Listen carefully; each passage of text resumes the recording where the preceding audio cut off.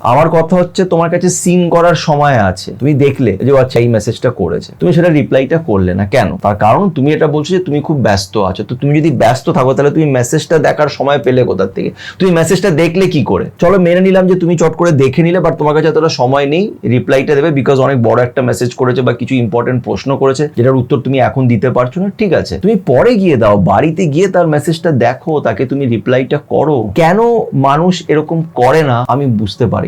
হোয়াটসঅ্যাপে মেসেজটাকে সিন করলে কিন্তু তার কোনো রিপ্লাই দিলে না, কোনো উত্তর দিলে না, 2 ঘন্টা কেটে গেল, 3 ঘন্টা কেটে গেল, মানছি তুমি খুব ব্যস্ত, তার পরের দিনও কোনো রিপ্লাই দিলে না। আরেকদিকে স্ট্যাটাস দিচ্ছ, অনেক সময় তোমাকে অনলাইনও দেখাচ্ছে, বাট আমার মেসেজের খুব একটা রিপ্লাই দিলে না। কেন করে মানুষ এরকম? আমি তো কাউকে রিপ্লাই না দিয়ে সত্যি আমি থাকতে পারবো না। যদি কেউ মেসেজ করে থাকে আমি সেটার উত্তর দিই। কেন করে একটা মানুষ এরকম? কি চলে ওদের মাথায়? ওরা কি খুব ব্যস্ত?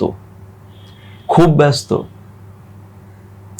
এই জিনিসটা শুনতে না খুব একটা নর্মাল একটা ব্যাপার মনে হয়। ঠিক আছে, হয়তো রিপ্লাই দেয়নি, ঠিক আছে, ইটস ওকে। বাট যখন আমাদের কাছের মানুষ, কোনো কাছের বন্ধুও সে হতে পারে, যখন সেরকম করে বা রিপ্লাই দেয় না, তখন খুব খারাপ লাগে, খুব কষ্ট হয়। স্পেশালি যদি সেই মানুষটাকে আমি ভালোবাসি, আমি তাকে মেসেজ করেছি বিকজ আমার তাকে প্রয়োজন, আমি তাকে মেসেজ করেছি বিকজ একসময় আমরা খুব কথা বলতাম, এখন বলি না, তাই আমি তাকে মেসেজ করেছি বিকজ আমি জানতে চাইছি সে কেমন আছে, তার লাইফে কি চলছে, তার সাথে দুটো কথা বলতে চাই।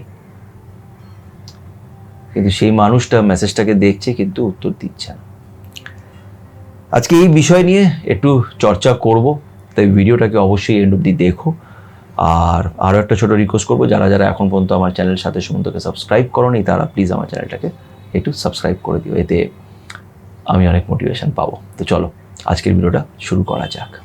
ভিডিওটা শুরু করার আগে আমি একটা জিনিস আমি বলতে চাই। আমি অনেকজনকে দেখেছি নিজের হোয়াটসঅ্যাপে যে স্ট্যাটাসটা থাকে না,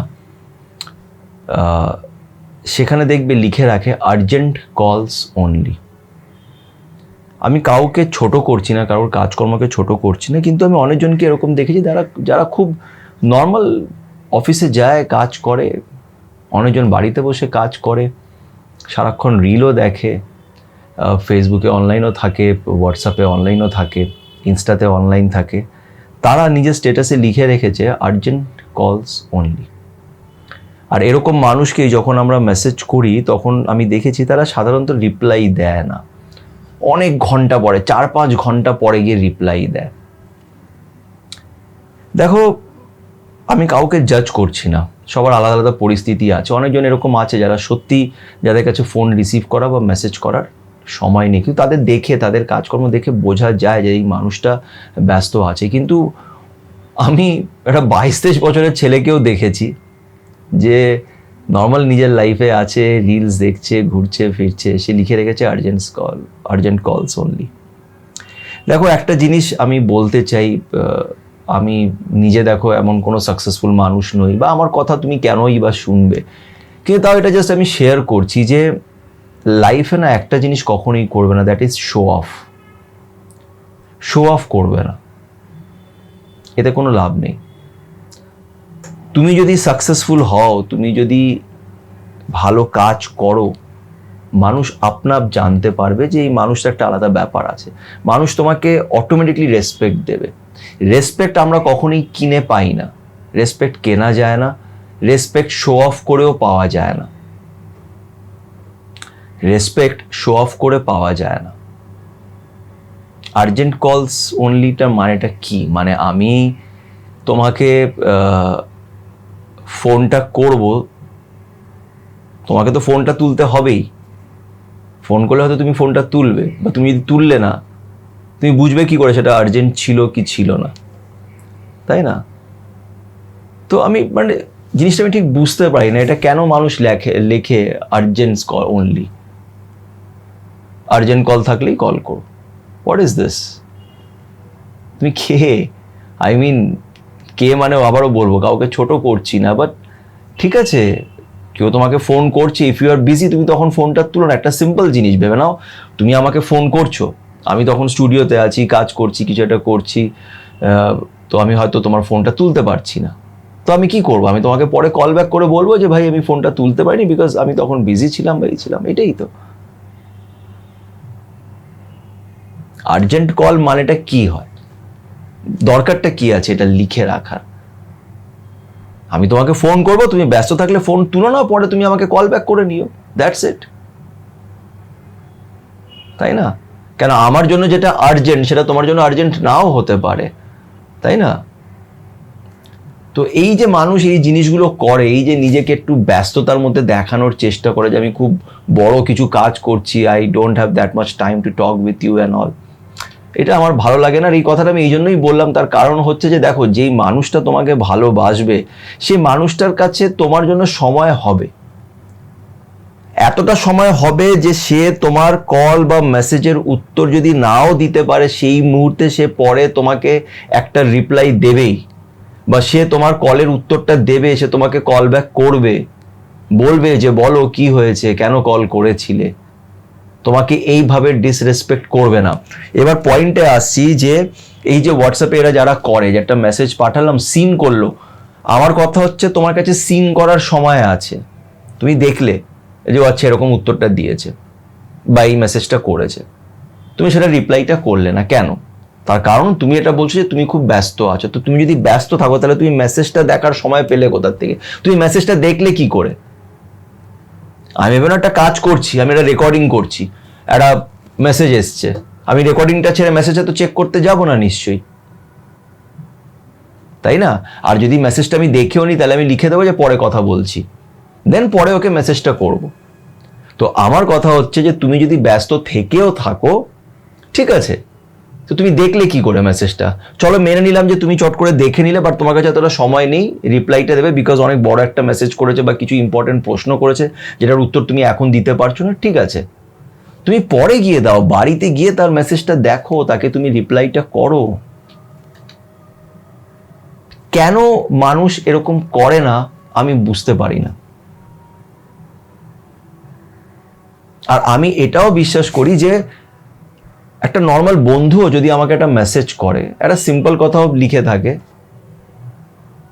যে কিরে ভাই কেমন আছিস, আমি রিপ্লাই করলাম হ্যাঁ ভালো আছি, এবারও হয়তো মেসেজ করলো ঠিক আছে একদিন দেখা কর, আমি আর কোনো রিপ্লাই দিলাম না, সিন করলাম রিপ্লাই দিলাম না, আচ্ছা পরে, এটা আমার ঠিক লাগে না। আবার রিপ্লাই করলাম এটা আমার আরো ইরিটেটিং লাগে। আমি জানি না এটা তোমরা কতজন এটার সাথে রিলেট করতে পারবে, আমাকে কমেন্ট করে জানিও। ব্যাপারটা আমার খুব ডিসরেসপেক্টফুল মনে হয়। হ্যাঁ, অনেক সময় একটা ক্যাজুয়াল জিনিসে অনেকজনের হ্যাঁ জায়গায় ইউজ করে,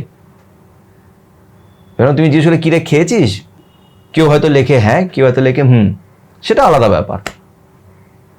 কিন্তু তুমি দেখবে অনেকজনকে তুমি এত বড় একটা টেক্সট করেছো, তোমার কষ্টটা তুমি তার সাথে শেয়ার করছো, কেন তুমি সেই মানুষটাকে ভালোবাসো, সে সেই মেসেজটাকে দেখছে, রিপ্লাই করছে না, আর কোনো সময় রিপ্লাই করলে লিখে ছেড়ে দিচ্ছে, তখন ওটা খুব টর্চারাস হয়ে যায়, ইরিটেটিং ব্যাপার হয়ে যায়।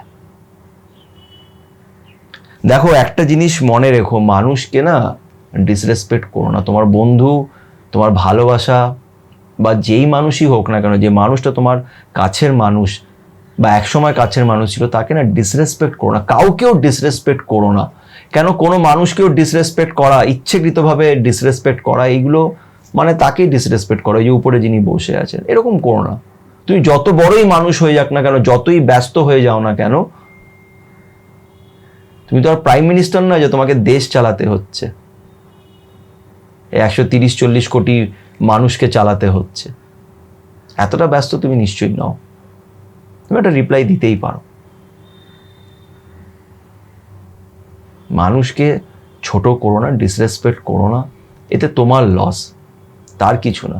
শো অফ করে তুমি কিছুই পাবে না, নিজেকে ইচ্ছেকৃতভাবে ব্যস্ততা দেখিয়ে তুমি কিছুই পাবে না। আমি জানি না এইগুলো বন্ধু বান্ধবের মধ্যে মানুষরা কেন করে, ভালোবাসার মধ্যে কেন মানুষ এরকম করে, এরকম ব্যবহার করে, কি ভেবে চিন্তে করে, আমি সত্যি এটা বুঝতে পারি না। আমার কিছু বন্ধু আছে এরকম যারা সত্যি খুব ভালো, কিন্তু ওরা এরকমই করে, মেসেজ করলে তারা কোনো রিপ্লাই দেয় না, তাই তার সাথে কথা বলতে না খুব একটা ইচ্ছে করে না। কিন্তু কি করবো, ভালো বন্ধু, ফিলিংস আছে, কমিটমেন্টস আছে, কিছু মেমোরিজ আছে কিছু, তাই অনেক সময় মেসেজ করে ফেলি, হয়তো সিন করলো, রিপ্লাই দিল না, 2 দিন পরে গিয়ে রিপ্লাই দিল। খুব ইনসাল্টিং লাগে এটা আমার, তাই আমি এই ভিডিওটা আজকে বানাচ্ছি। আমি জানি না তোমরা কতজন এটার সাথে একমত হবে, কিন্তু অবশ্যই নিজের কমেন্ট করে নিজের ওপিনিয়ন আমার সাথে শেয়ার করো। ভিডিওটি ভালো লাগলে লাইক করো, যদি মনে হয় কারোর সাথে শেয়ার করতে চাও তো শেয়ার করো, এবং পারলে আমার চ্যানেলের সাথে সুমন্তকে অবশ্যই সাবস্ক্রাইব করো। সাবস্ক্রাইব না করে কিন্তু প্লিজ যেও না। সবাই ভালো থেকো।